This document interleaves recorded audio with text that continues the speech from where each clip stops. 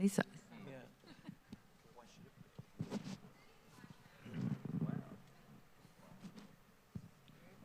Good evening, ladies and gentlemen.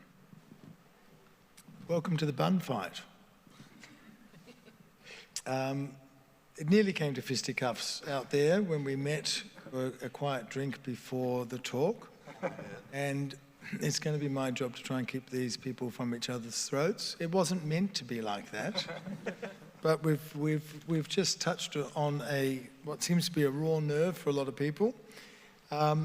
So the panel discussion, before I introduce the panelists, just an idea of what I thought the panel discussion was going to be about. And it's really come about since the NFT or the cryptocurrency crash ignited, well, actually sort of put the kibosh on the hyper excitement that some people had about NFTs, which was all about the possibility to make lots and lots of money very quickly. We all love that idea. It's called Lotto, and I recommend you play it. It is my financial plan for the future. And NFTs, to a certain extent, appeared to be a form of gambling almost. But since the cryptocurrency crash, the idea is that it's opened up a bit more breathing room to actually talk about the potential that NFTs offer artists for their artistic expression. I did an article on NFTs last year for Artist Profile, and I think from that I was considered a skeptic. But I was really skeptical of the hype. People running around going, there's so much money to be made, but not really understanding what they were talking about. They talked about NFTs as if it was a new medium for artists, and it's not a new medium, but it is a number of other things.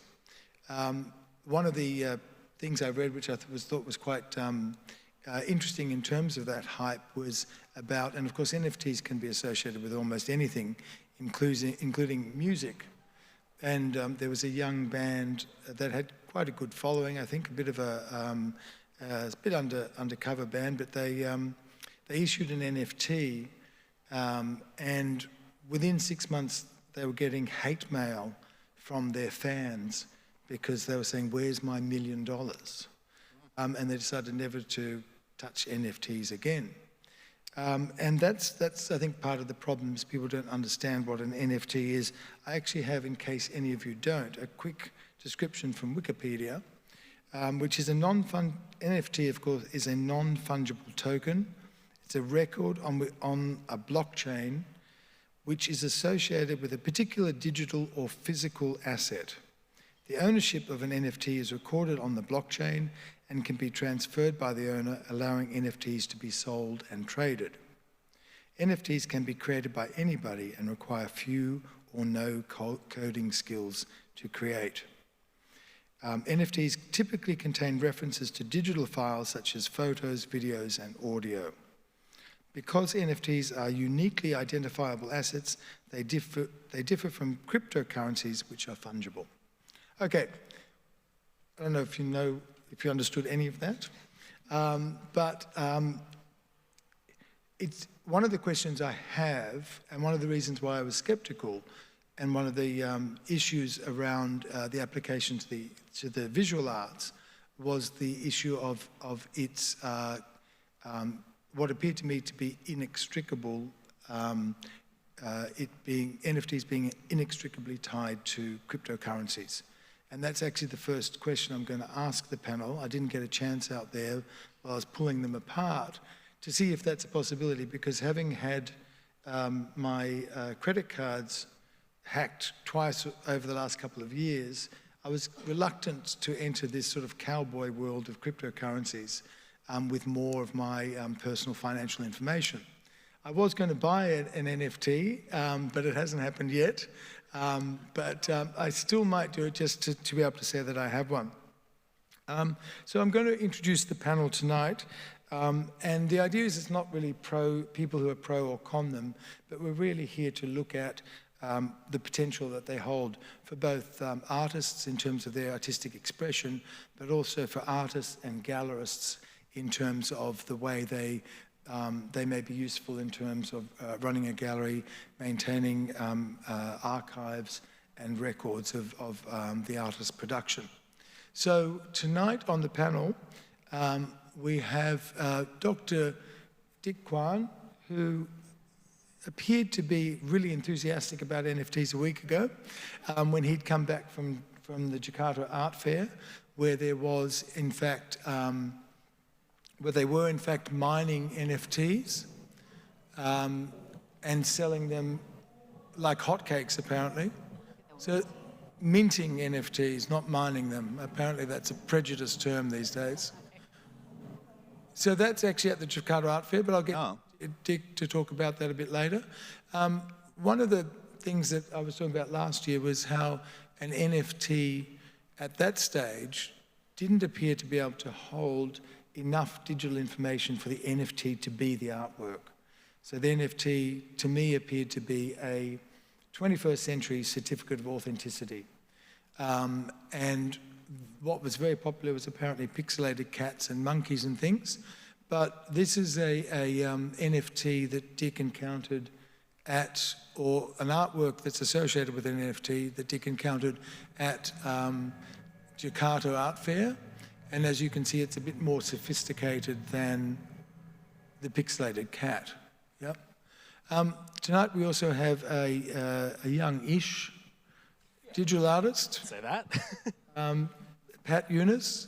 This is an example of one of Pat's, or a still example of one of Pat's works.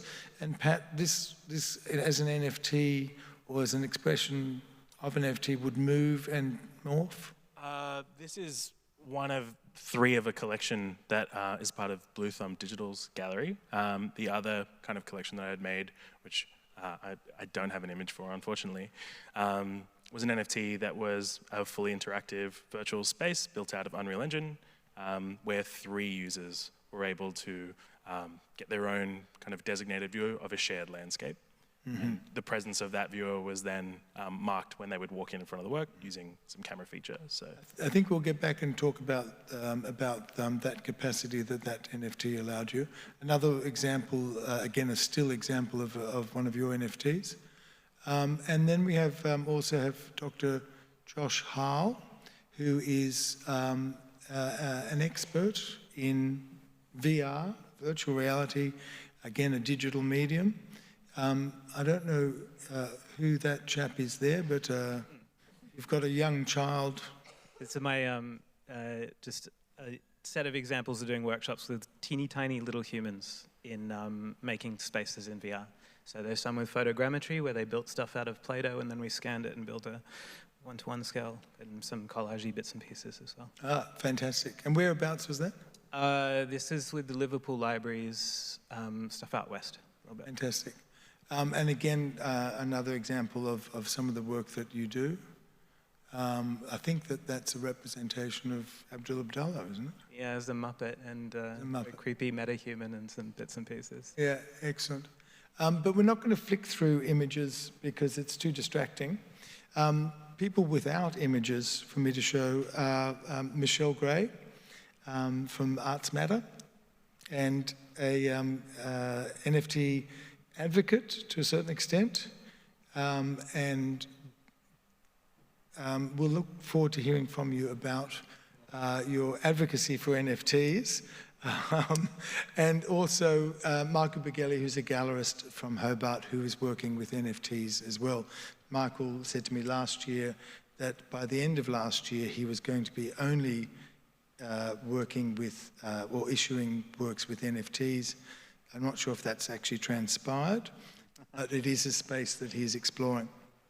So my first question, I just want to see if anyone can clarify this for me, and it might be you, Michelle.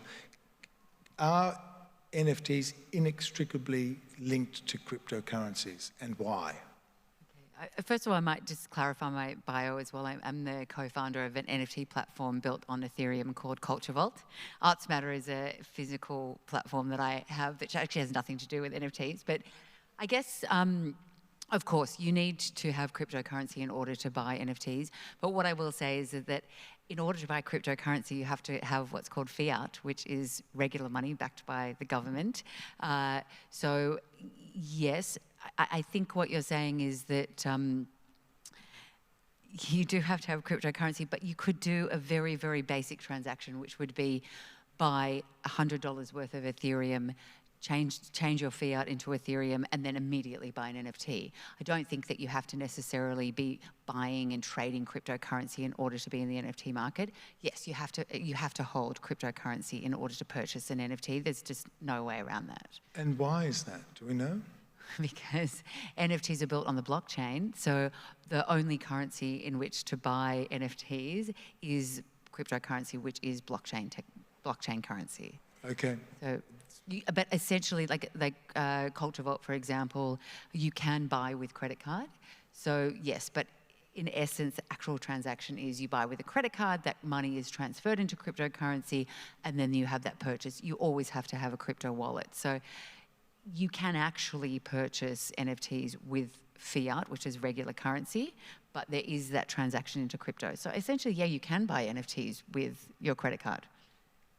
Yes, and that's one of the problems I have, because when I was doing my research last year, one of the expressions I saw used in a panel discussion like this was that NFTs, or this explosion of the idea of art being linked to NFTs, was just a way of getting dumb money into cryptocurrencies, because cryptocurrencies to a large extent are seen as pyramid schemes, Ponzi schemes, where they've got to constantly be seen to be growing, and therefore they constantly need new money coming in.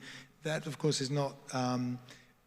That may not be intrinsic to them, but it's the way in which a lot of these cryptocurrencies. I would say that fiat and regular top-down governance and money, especially in countries like Venezuela, I'm not sure I would call it a pyramid scheme, but I don't know that the currency in some of those countries is necessarily stable. Yeah. So I think that that's a whole different argument about cryptocurrencies versus decentralization versus centralization. We're very lucky we live in a first world country. We trust our government. Our fiat is stable. But this is not the case for very many countries around the world. Yeah, good point. But they are sort of inextricably linked. So I do have to engage in cryptocurrency if it's necessary. Now, one of the other things I discovered was this artist who was quite excited on a panel because she had sold her an artwork, I think, and it had more than tripled in price or value, apparently, in the 3 months since she sold it. But it turned out, when I asked, is that because more people are interested in buying your work and the price of the work has gone up? And it was like, oh no, the cryptocurrency's tripled. And then, of course, now we have the cryptocurrency crash. So we're moving on from the hype around cryptocurrencies and the possibility to make a lot of money and look at what an NFT can do that normal and other digital art can't do. So from an artist's perspective, what can an NFT do that a digital, like other digital file can't do? That's really hard because, quite frankly, there's not a whole lot that cryptocurrency can do that physical can't. It's just that it's streamlined by a system that people are sort of defining an allegiance to. A big part of why I sort of engaged with the space at the start was I was approached by a gallery, Justin Miller, who's here, with a handful of other artists to engage in the space to see how we could apply our creative practices to this space, and they covered the gas fees and supported us financially. And for me, as a digital artist who grew up playing video games, engaging in virtual spaces, building virtual landscapes, and with an interest around building a healthier environment for the way people engage with virtual technology, I was curious. And I think there is a bit of a challenge to trying to talk about the space if you don't have a hand in it. And so, jumped through the hoops and came to the conclusion that while, there is a handy means of tracking, for example, my work being a virtual interactive environment, I couldn't actually mint without spending lots and lots and lots of money. So I had to create a digital certificate, and that digital certificate, which is the NFT, was embedded, or a reference to it was embedded into the artwork itself, and then engaging with the artwork by pressing like a button on the keyboard, or a programmed button that you can program will show you who owns that work. So I wasn't particularly looking at creating a one-off and having one person get it, because I knew that digital files aren't sparse.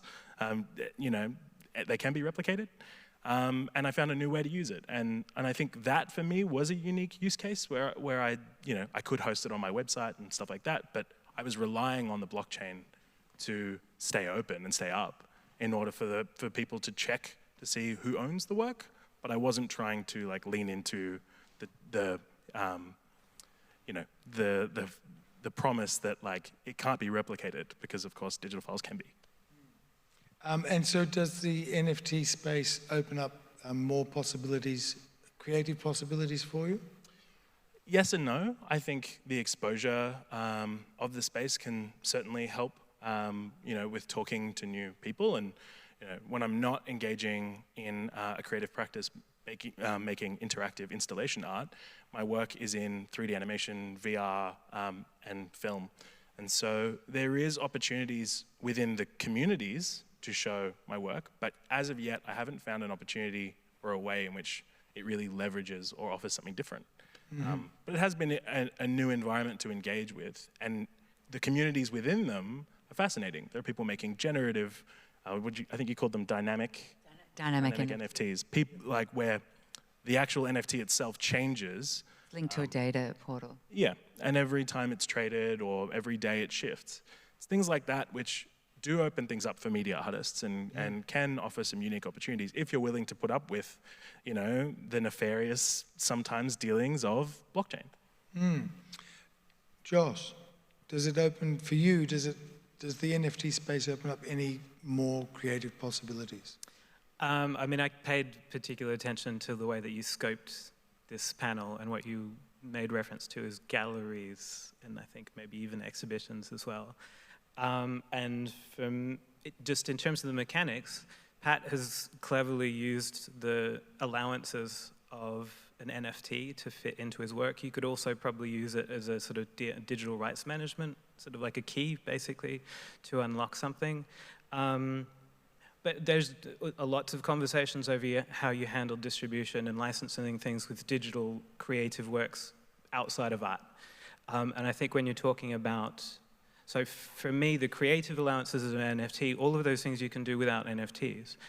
What you could possibly do, thinking about what you can do as an art form with around a particular structure, for me, something that's kind of interesting to do would be something that kind of uses and exists within the NFT crypto structure in a way which kind of shines a light on the way that it works, like doing some kind of subversive work that deliberately kind of mal-generates, or something that shows weirdnesses in the structure of crypto, which I don't think is too difficult to do because there's a lot of allowance for exploitation and things like that.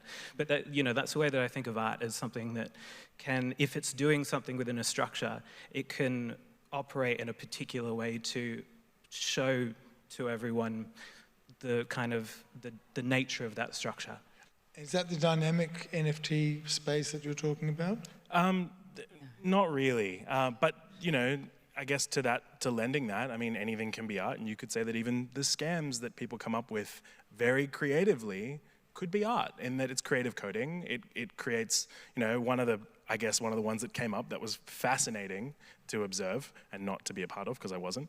It was someone had created an NFT that would duplicate in someone's wallet, and when pulling out the NFT or moving it into another wallet would also take money or a cryptocurrency that was tied to it out.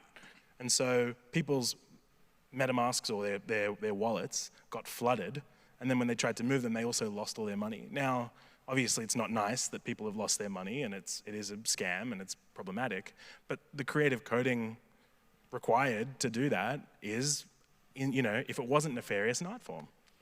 I think it's important to think about, NFTs and blockchain are fairly nascent. And can we just talk about what the digital economy back in the 90s was like with e-commerce? Like, was that perfect? Don't let perfection be the enemy of the good. We are at the very early stages of the technology. You either want to be an early adopter and you're willing to take risks and you're willing to go with the flow to a certain extent. Do you think banks, whenever they were first originated, they didn't deal with heists and bad actors and bad loan sharks? I think that it's very difficult for us to think that this should be perfect as it is, and it's not. And if you want perfection, don't get in this game. It's not ready for you. And Ocean's 11, I think, is one of those movies that turned, well, there's The Italian Job as well, all those movies that turned heists into art form. Now, Michael, from a gallerist point of view, what's the potential for you, and what does it offer you and your artists in terms of fresh new sort of... Yeah, so I'm interested in streamlining business. I think the NFT world is like an entire galaxy of like incredibly ugly art, and that's not of interest to me.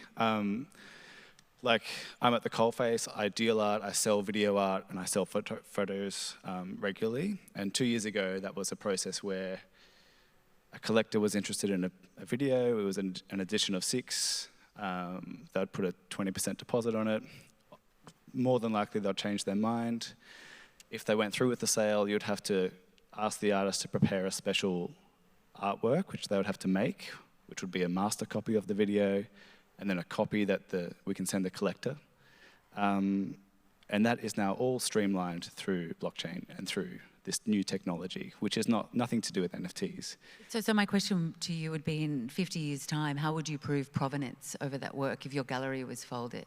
So the blockchain, I think, provides that, right? Yeah, exactly. So 50 years, 100 years, where's the provenance of that if you're dead and your gallery's folded?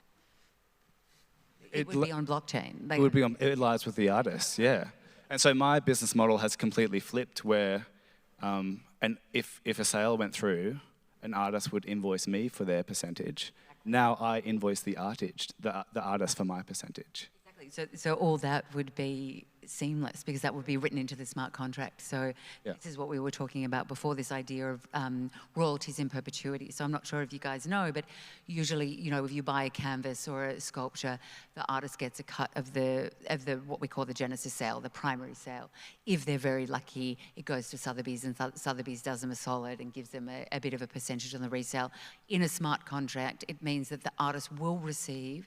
Again, there are problems with this. There are broken chains, there are platforms that go under, but the actual ideal and concept of blockchain is that it's written into the smart contract that this artist will receive royalties in perpetuity every time it's resold. And again, I want to give the disclaimer that there is an aesthetic problem here. And I'm with you. Yeah. And for hundreds of years, large institutions and galleries have been able to curate and form culture. And I think we need to lean into this, and galleries need to be on the front foot to curate NFTs. I'm 100% in. I think it's always, a combination of centralised and decentralisation, and I believe that galleries should absolutely be involved. I'm not saying that they should not be, but that hopefully the technology can circumvent or mitigate this idea that if the gallery goes under, the artist might still be paid in perpetuity. Now, Dick, as a collector, and you came back very excited from Jakarta. I was. Yeah. I was really energized. I was in Jakarta, and it was the first time I saw an entire NFT section to an art fair, which I've never seen before. And it was sponsored by a Indonesian telco, because they obviously, all the data goes through them and whatever. And I actually happened to go and visit the offices as a part of the VIP program. They take you to all these people. And I discovered that the person pioneering this was the 29-year-old son of the guy who owned the telco, who started a whole division dedicated to NFT art and the purchase and the, and the whole cycle of it. And who was an NYU graduate of fine arts, and was involved with art fairs from the very beginning, like all those smart Indonesian. They send all the kids to do things, and they come back and they create the business. Now, what was very interesting to me in the whole advent of the NFTs was the conversation was always about money, And unfortunately, that's the thing I think is the worst thing for NFTs. Because actually NFTs is, to me, the genesis of a new type of art. And one of the things they showed me in Jakarta was that they had all these artists who are NFT artists minting these works, but the works were about collaboration. Because what they didn't show, I sent a second video, was that there was an actual work that was where these artists were collaborating, so that the actual works were being projected into this hologram in the middle of a room as an installation, and then people could purchase, and when they purchased, they increased the interaction, and the artist would then do other things to create better work. And that, to me, was really interesting. Another thing that was really interesting was to see a very, very senior Indonesian artist called Naima, who did all these amazing sort of muscle men works, that he was issued his first NFT. Despite the hype that there were 50 copies of these, and they were all, unique. But each of them, as you say, you can mint them and make them slightly different. That the gallery had taken into account that some people are uncomfortable with the idea of just it existing in the virtual space. You could be refungitized. It can actually be printed into an actual physical work. And so, despite the fact that we just say that NFTs are going to be this thing that's going to be, like held in a blockchain, there's also an interest in reversing it to make it like a physical work. And the gallery had also talked about how these works can be turned into unique, different works, obviously with the input of the gallery and of the artist. Then, even more interesting to me was a very naughty artist had set up this money-changing stand at the end of the art fair, because everybody now has to buy these, cryptocurrencies. He set up his own cryptocurrency called the Ponzi. And you can queue and line up and buy Ponzi, which then he can convert them back into real money, which was fake because it was a Ponzi dollar that he had printed. And of course he also was pointing out that, there is a transaction fee. Like, as you know, one of the challenges is that a lot of young artists may not be able to, or make very little after all the transaction fees are over. I think every bank charges a transaction fee, FYI. Of course they do. But anyway, so I just think at the moment we're going through this great change, but one thing I am sure of is that we need to get rid of the bad art that is flooding.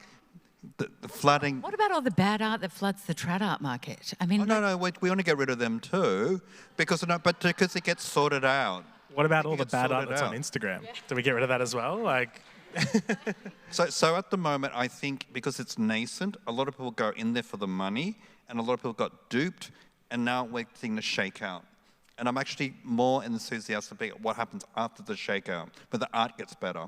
I think the thing that was the most interesting in engaging with the space, because I came in, so cautious about the space. I lost friends to engaging with it because it was so contentious. Yeah, well, we made friends afterward. It was great. But yeah, people who blocked me on Instagram because I started engaging with the space. Like, there were stakes already. I'd go to galleries, I'd chat with people, and you'd have this conversation. It's like, ooh, you're engaging with NFTs? No, don't. I think it's because they didn't understand them, though. Well, this was the thing, is that I didn't even understand them. And so to engage in it, enter a space where I was able to ask that question, we were encouraged to go into the communities that are online and start having conversations with people to promote your work. But the thing that I found out along the way is, like, the most incredible art that was coming out of the space were the ones that you weren't hearing about. They weren't your people, they weren't your, they weren't graphic designers or designers who were making consumable art that you already see on Instagram and who already have a following. These were guys who, found something new in the technology, were making cool things, or, were artists who had just banded together or just people who banded together to, build something akin to something else that already exists that was larger. And honestly, like, even if people would deem it as nefarious or, or problematic, the ambition that people had to build spaces that were futures was something that was, like, extremely appealing and desirable, and something that, you know, to a degree I align with as well, in that when my entire life and all my art practice is about helping people have a healthier relationship with digital space and digital art, this was like a screaming red light that was like, you have to be able to have a conversation in this space and offer something new and create art that helps people see that they can slow down in a digital space rather than speed up in a digital space. Can I just ask the audience something? Who has an NFT artwork? Oh, wow. I can't see in the bright lights. Who wants to buy one? Nobody. Who's scared of it? And who thinks it's a legitimate art form at the moment? I think that's the mistake, though. I don't think that NFTs are not an art form. Just a contract. NFT is a platform in which to buy, sell and trade work. Digital art is the platform. So much like you might not like sculpture, but you like painting or you like illustration. Some of you may like photography, some of you may like digital artwork. And I think to Pat's point, this concept, and I'm always a believer of creativity thrives where silos collide. What I think that NFTs provide, or the digital space provides, is this concept of real collaboration. Where can you purchase an artwork? Obviously off blockchain, you can do this in a digital capacity, where a musician, a graphic designer, a fashion designer, and a 3D animator can come together to create a work, and they can all monetize it together. Yes, you can. Sure, you can get a USB stick and you can purchase that if you like. But in a way that all of those 3 or 4 or 5 artists can come together, and it's written into the smart contract that they get paid out their percentage, and again, in perpetuity, right? Who writes the smart contract? You have to go to a platform that you trust. And this is what I mean about this kind of paradoxical nature of centralized versus decentralized. Maybe you come to Culture Vault, maybe you go to Nifty Gateway, maybe you go to a platform. You do have to, at this time, trust a centralized, or if you are that technologically savvy, you can write your own smart contract. I don't think we're there with artists because we're way too early in the piece, but the idea would be that further on down the line, when this technology becomes a lot more palatable, that artists can potentially write their own smart contracts. And I guess you're saying Culture Vault is almost like the gallery in the sense that you go to a gallery because you trust them. Yeah. Josh? Yeah, I just wanted to respond. I mean, there's a couple of things. One is that we should probably acknowledge why it's a problematic, why you lost friends, and respond to the idea that people don't like it because they don't understand it. I kind of also want to talk about the forms of distribution, because when I pointed out what the scope was around galleries, the elephant in the room is that there are just other ways of licensing art. It's, you know, indie game developers. There are situations where you have a whole bunch of different creatives, musicians, composers, like performance artists, all sorts of things coming together in really interesting ways. And just doing it in the indie art context outside entirely of any platforming, if they're other than just organic platforming, basically. Would they have to get sort of legal representation or lawyers involved in order to? Sure, but that's all known quantities. People have been dealing with contracts for a long time, and you're certain, or you have a level of certainty around those. You wouldn't have to have any legal knowledge or any legal representation to go to OpenSea and have 3 artists come together and mint and write in their percentage of royalties. No, but that's beside the point. It's I mean, that's a different question anyway. But what I would say is, like, the reason why, I don't know if it's outside of the scope of the discussion, but to say it's not perfect, but it's what we've got, like, don't let the perfect be the enemy of the good. This is, I mean, the environmental element of NFTs are a big reason. Like, if you mint on Polygon, which is a layer 2 solution, minting on Polygon is the same as sending 2.5 emails. Well, that's great, and the merge is about to happen with Ethereum. So we're about to see what happens. You're going to proof of stake. If you're saying that 2.5 emails, I mean, think about shipping canvases all over the world. What you say is true, but at the moment, the Ethereum being the sort of main platform for NFTs, what you're saying basically is, and to compare, to put your comment about cryptocurrency and the Venezuelan economy, that's not a difficult race to win, is it? Being as good as or maybe better than a destabilized economy isn't the comparison that you should be making. And when you say it's not perfect, I just hear echoes of the idea of clean coal. It's like you're committing to something, and generally the art world is one which is very aware of what the chain of consequences are to the things that they support. Also, to speak of the immutability of the contract as though that is unquestionably a positive thing, what if I wanted to change the contract and it's immutable? It's not necessarily a positive. No, absolutely. Like if things change over time, absolutely. That, and like I said, I'm not here to be an evangelist of like where we are is exactly where we should be, or that the technology is perfect. It's so far from that. And I think, like I said, that anything in its nature. I mean, it would be. I don't know, this is probably a terrible analogy, but the COVID vaccine that only prevents, arguably 40% or 60% or whatever you choose to believe, that let's not use it because it's not 100%. I think that the efficacy of something, especially in its, in early adoption, I don't think that we should throw the baby out with the bathwater because it's not perfect. I think that the ideal is there, and I agree, there are so many problems with it. I'm not here to say that it's perfect, but and maybe you don't believe ideally or conceptually about it. Like I was saying to you before, like my dad still doesn't online shop. Maybe it's not for you. Like it's like I don't think it's for everyone, and I don't think it's a panacea. I really don't. Well, and it certainly isn't a panacea. But what I want to know is how do you make the art better? And so, because currently I have a problem with a lot of NFTs. They're like really trite, boring, like 6 or 7 seconds of. They need to be curated. Yeah, and that's what I think. You can do that. And so I think this is where my issue with NFTs. I have nothing against, because to me NFT is a collateralization tool. What means that if the art is good, you collateralize it through currency and through the blockchain, so that in perpetuity it will be there if it doesn't change or have these new mechanisms. However, fundamentally, when you don't look at the price tag, you look at the quality and how it resonates with you. And in my thinking, really good work should look good not just now, not in a 50 years' time, not in 500 years, but in 1,000 years' time. And God knows if we're still here after all this. But irrespective of that, I still think that good art resonates with a broader audience.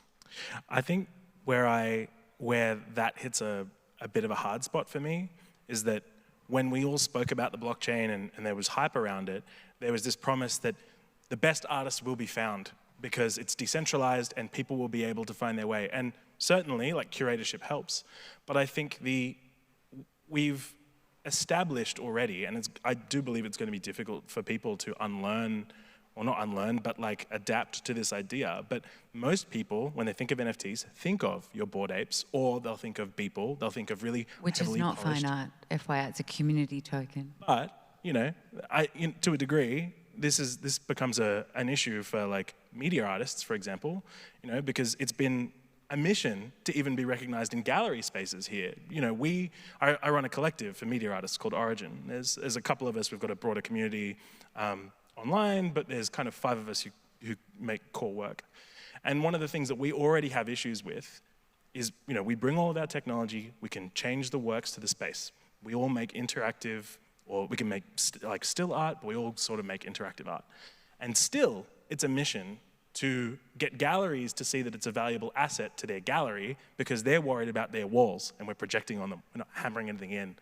And that's the whole thing, is that even to get people to adapt to the idea that media art is the equivalent of fine art is a mission. So to get someone to consider that NFTs are fine art is like also a mission. And so that's kind of where it's hard. Barry, wouldn't you agree, like 50 years ago, photography was having a real struggle with being accepted as fine art? My favourite, I remember going to the Art Gallery of New South Wales and Edmund Cape on, it was the opening of the photo archies, the photo archboards, and one of my artists was in it, Sarah Smuts-Kennedy, and he actually said, "Welcome, ladies and gentlemen, artists and photographers." Yeah. So, and the paper would say, is this real art? And it wasn't until probably Tracy Moffat's Something More sold for $100,000, that people stopped questioning whether it was an art form. But see, That's the commodification. this is where Josh's point is really important about video games being perfect spaces to make this kind of, to bring people together, because they have been for a really long time. Video games notoriously have done incredible cinematic storytelling, personalized slow work, meditative work. There's all of these examples, both in the indie space and to a degree in the AAA space, of an evidence of people coming together and making things. 10, 15, almost 20 years ago now, a company called Valve made a game, and then they gave that engine to the public. They called it Gary's Mod, and allowed people to make their own spaces. It's basically a metaverse. It's very similar to VR chat, which people are also calling a metaverse.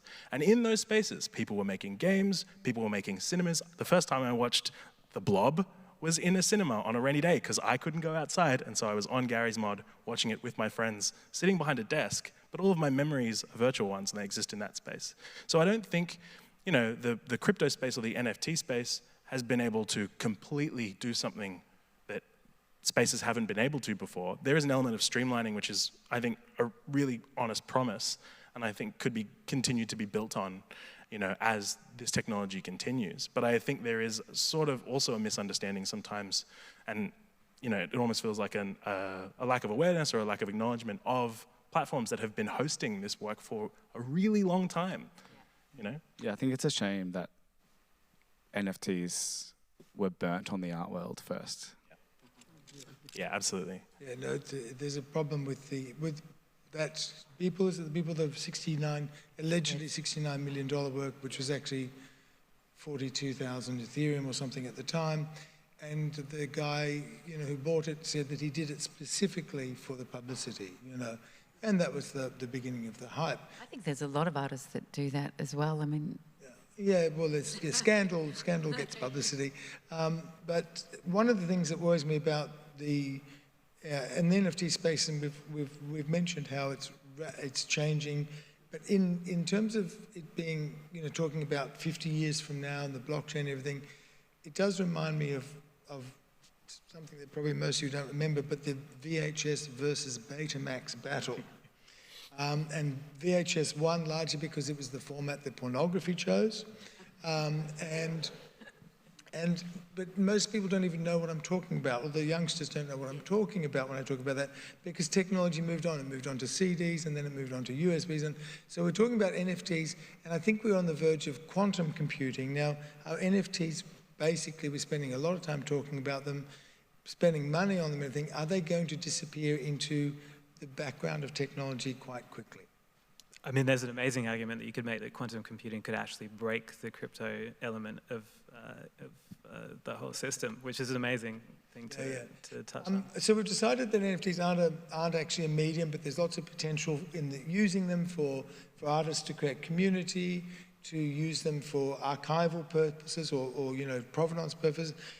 One of the interesting things, and we will open up to questions shortly, but I just wanted to touch on the a sort of generational thing. So for me, there's not a lot of, and I have a lot of digital work. I own a lot of video work that was, created in the digital space. Mostly they were on CDs that were signed, and now they have to be transferred onto USBs, etc. And that's all good. And my certificates of authenticity guaranteed that you could transfer to a new technology. But I noticed that when Damien Hirst, he issued, I think it was 10,000 works that could be an NFT or a physical work. he issued like 10,000 NFTs, and you could make the choice to either keep the token or you could burn the token and keep the physical print. And the crunch moment came a few weeks ago, and the simple thing to say is the majority of people chose the physical work, but it was really by a small majority. It was, I think, 5,149 went for the physical work, so almost a 50-50 divide. And I found that interesting because, you obviously got people, perhaps even like myself, that love the physical object, But we have a whole, generations of people now, and into the future, many generations of people who are born post the invention of the internet. And of course, we've got the metaverse, all this thing going on. And maybe there is going to be less of or greater understanding perhaps of the way we define reality. Because what we think of reality and solid things is really defined by our five senses, and our five senses are quite limited. Well, this is basically the core of my research as an artist for the last, I graduated in 2018, so the last 4 years, but longer than that. I grew up playing video games. I grew up in virtual spaces. Some of my closest friends in my teens, when I was covered in acne and having a really hard time, were a group of people who eventually I learned the names of, but I knew them by their profiles. There was an authenticity to our friendship because it was based on the way they wanted to be presented. And my memories of engaging with those people in those spaces are as real as the memories I have, as my physical ones. Because once it's committed to here, your recollection of a virtual space is spatial, we can measure immersion based off the way people talk when they're engaging in a virtual space. And so for me, my thesis was around the question of, measuring immersion in mixed reality, and particularly in kind of virtual, but also in physical, and the combination of the two. And in the end, ultimately, if people can, you'll immediately know if someone's immersed in a space, and if they're willing to commit a memory of a virtual space as a physical one.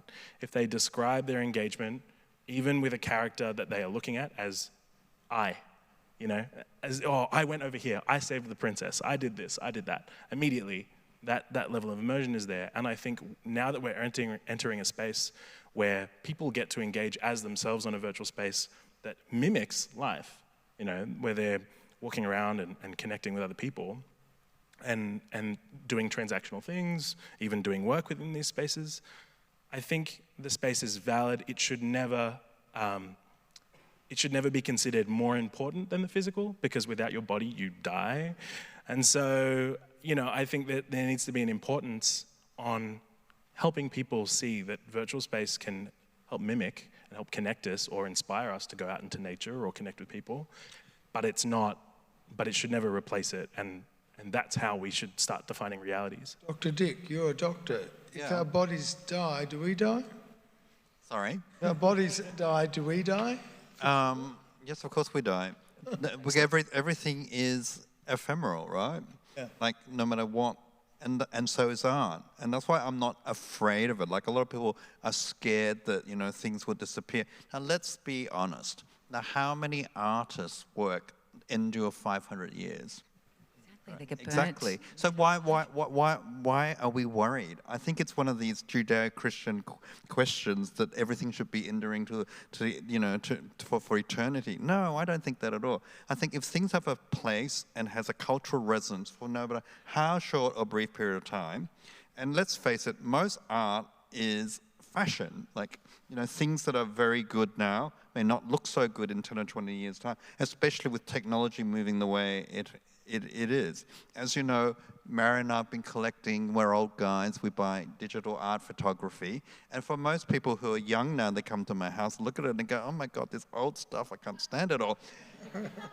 But nonetheless, the really good ones mark a time. And like an Andy Warhol painting of Marilyn has withstood the 50, 60 years that it's been created. And similarly, I completely agree with you.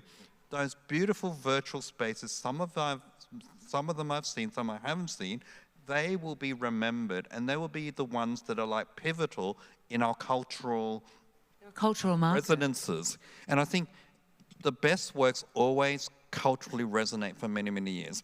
Well, unbeknownst to most of you, my ancestor was an artist, and every year I get sent exhibition catalogs because 300 years ago they did paintings, and somehow in this world they still show them. And when I look at art, and in particular looking at digital art, because as we've all agreed now, NFT is just a way of placing the art in a space which we believe currently, with the current technology, will be enduring. But in reality, I think how much of that art will be remembered and will continue to have that cultural resonance in time to come? I think the key thing here is that for a lot of people who engage in art for art's sake, for the expression of art, is because for them it's a legacy. It's the thing that you carry that carries on after you die to be remembered by. Hence, you're still getting catalogs, you know, time and time on, because ultimately, you know, we look at, if we're lucky enough to be successful artists, people look at our history and they say, oh yeah, this was this person's this era. You know, this is when they started getting more interested in this thing.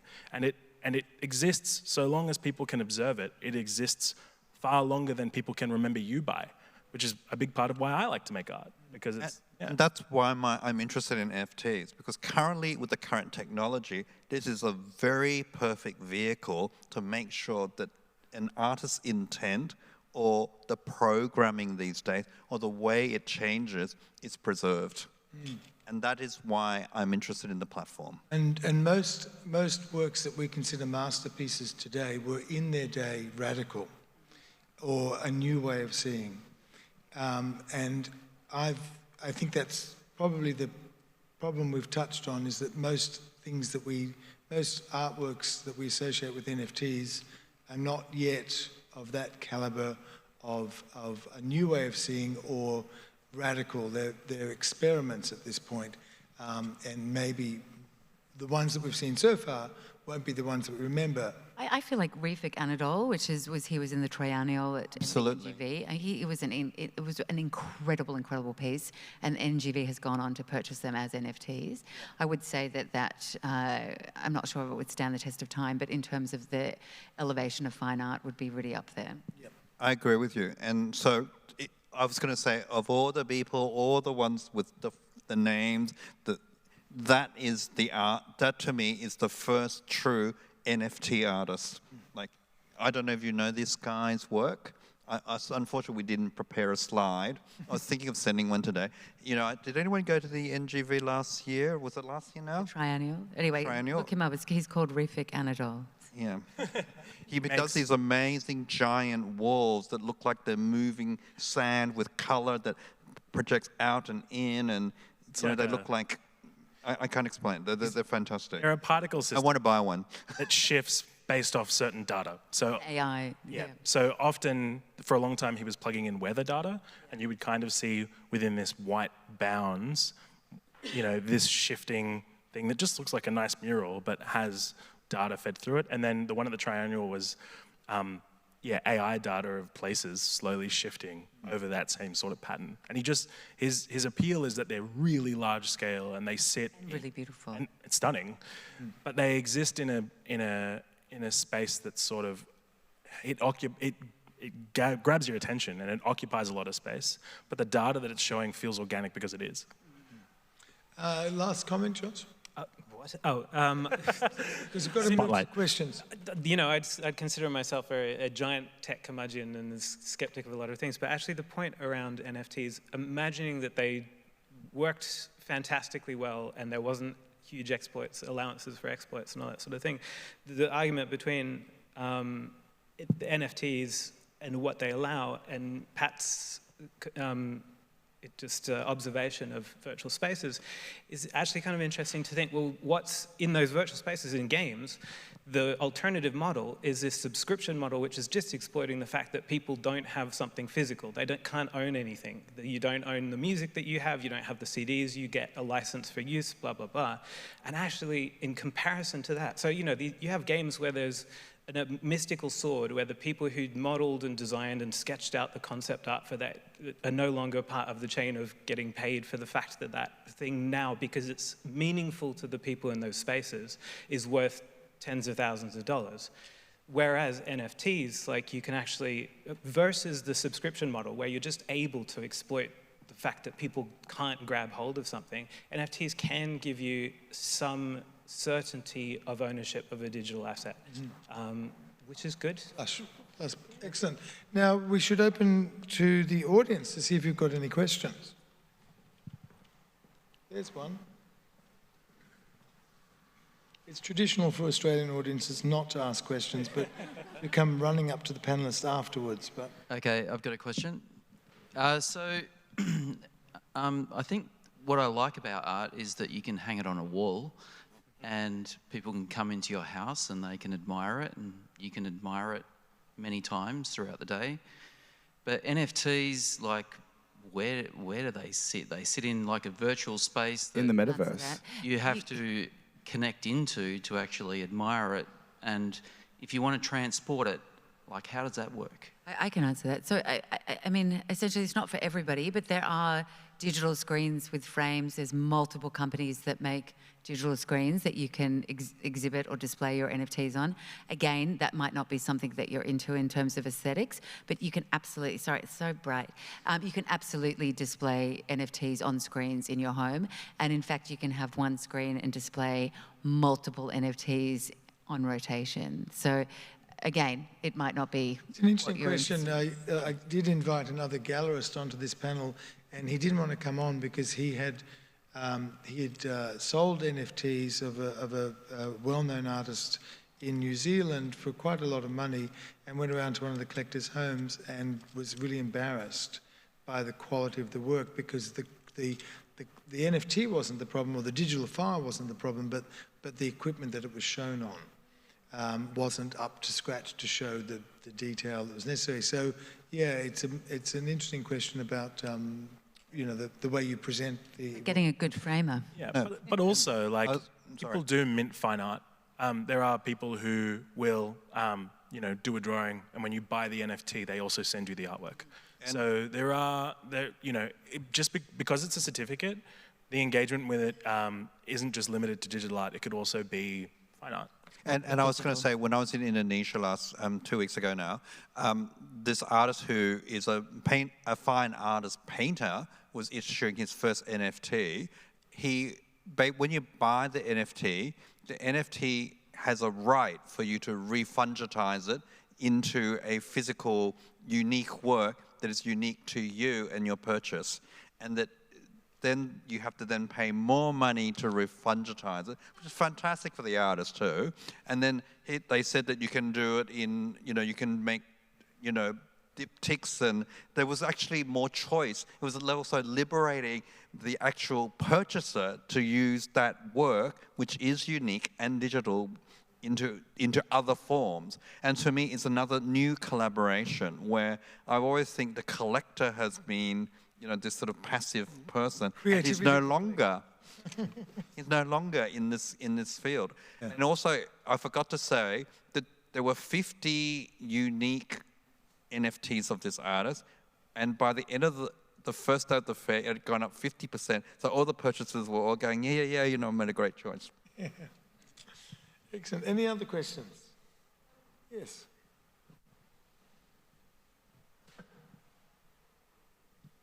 It's probably not really a question, but more of a comment, that being very analog and not very digital, I think that what NFTs have done for me, and I don't even really understand them or what a blockchain is I'm like saving them on Instagram, is that they've exploded my world. I own a gallery and I'm an artist. They've exploded my world with digital art.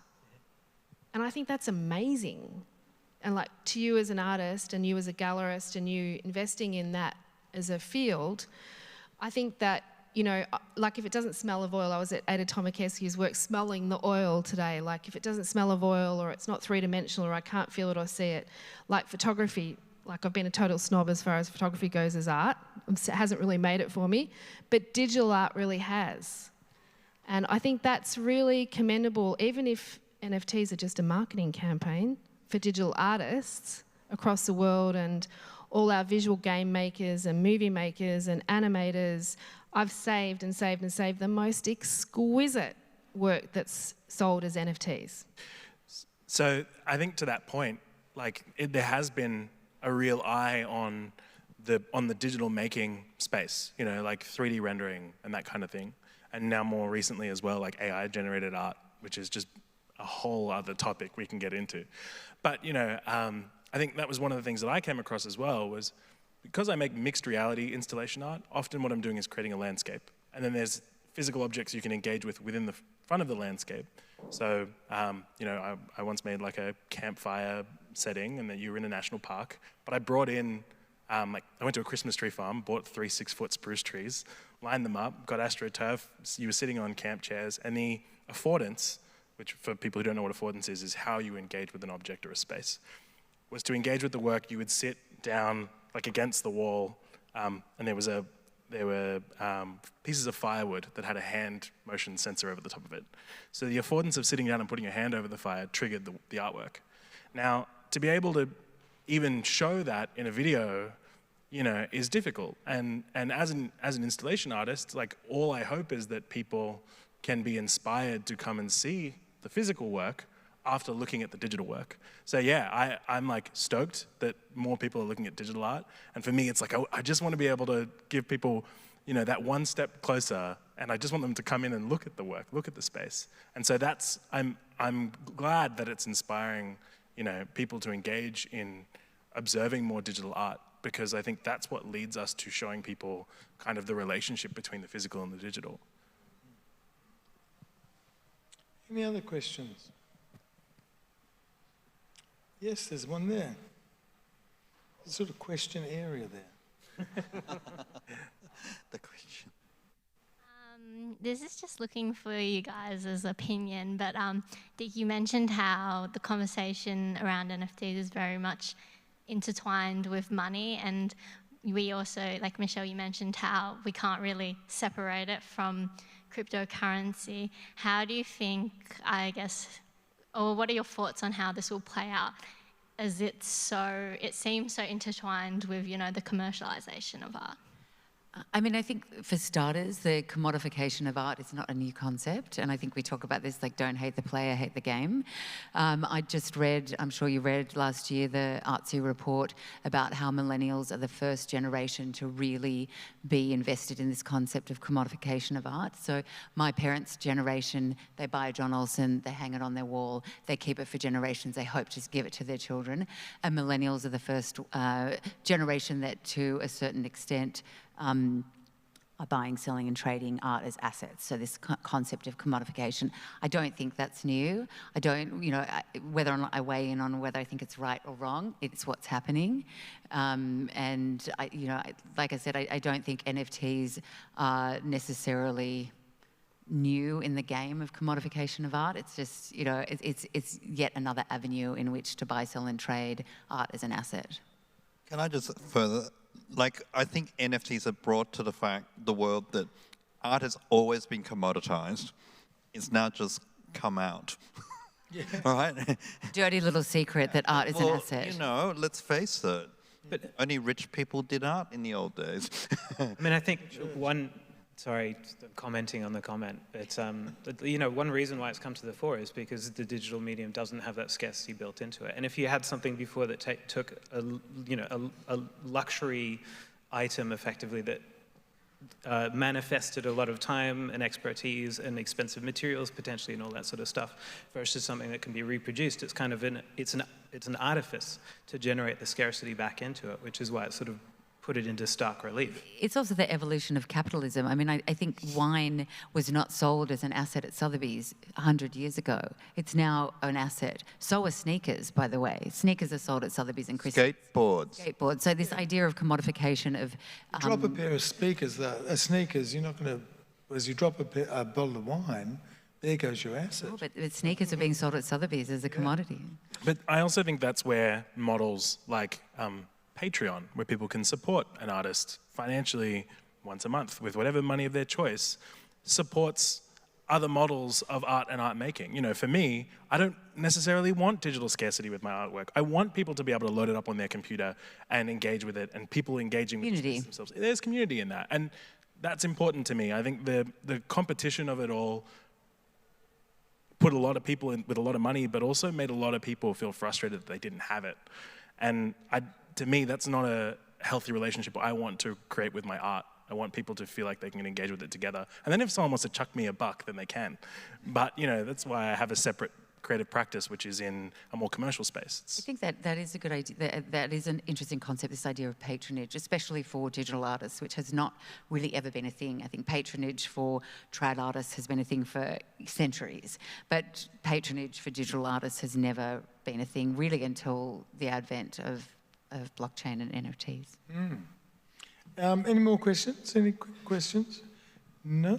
Good. I think it's probably time to wrap up. But before we say thank you to our panel, I'd just like to, and I should have done this at the beginning, acknowledge the traditional owners of the land on which we gather, the Gadigal people, and pay my respects to their elders, past, present and future, and probably particularly on this day, acknowledge that sovereignty was never ceded. So please put your hands together for our panel, and thank you guys. Thanks.